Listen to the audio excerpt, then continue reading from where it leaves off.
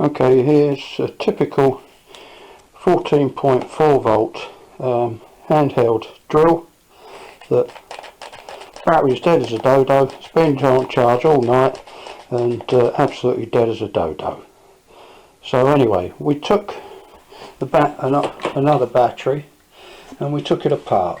4 screws, take it out, and what we have is basically 12 NiCads of the sub-C size, 1250 milliamp, total crap, and all it has is just a little plastic piece on the top with 2 contacts, which then produce the contacts either side here.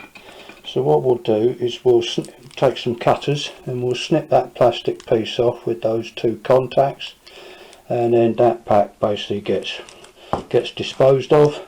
And what we'll do, we'll take an old 4S 1600 pack, which will give me approximately 400 milliamp hours more than the old NiCads, and a slight boost in voltage of course, but remember this is 12 NiCads here.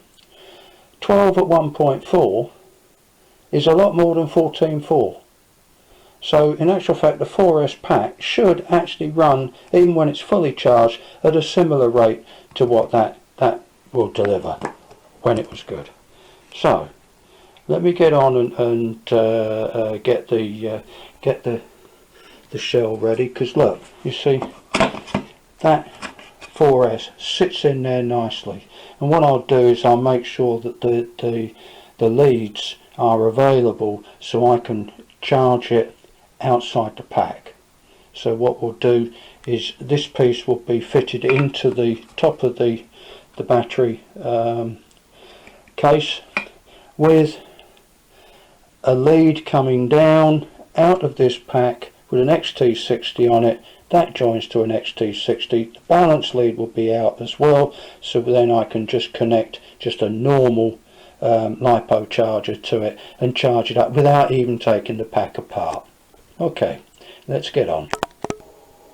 Okay, now we've removed the top, and I've obviously the 2 contacts were mangled when I cut them off, but they've been straightened, and now what we need to do is to fix them in position so that we can then put them into the back into the battery case after putting the soldering the wires on. So that's going to just take a little bit of ingenuity, maybe a little foam block or maybe a little wooden block behind that just holds those in place.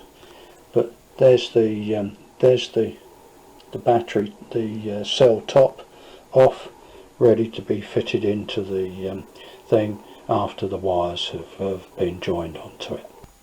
Okay, now we've got the 4S 1600, a little bit of velcro in the bottom just to hold it, the 2 leads coming out the bottom, so she's all ready. And now that battery connector, it's just temporary at the moment, but anyway, you can see an XT60 has been used and connects to it. Now very conveniently, the case actually gives us a plus and minus on the top, so that's good. So all we've got to do is now fix that battery connector into the top, and then lead the XT60 out the bottom of the case, and then when we want to use the drill we connect the 2 together, and when we want to charge it, disconnect and just charge as a normal Lipo, still with the Lipo in the case. So let's get on with it. Okay, the battery connector has been hot glued into the top, catches back in place, so Lipo's in there, the plug's coming out the bottom. So battery connected, as you can see I can easily charge it, everything's in.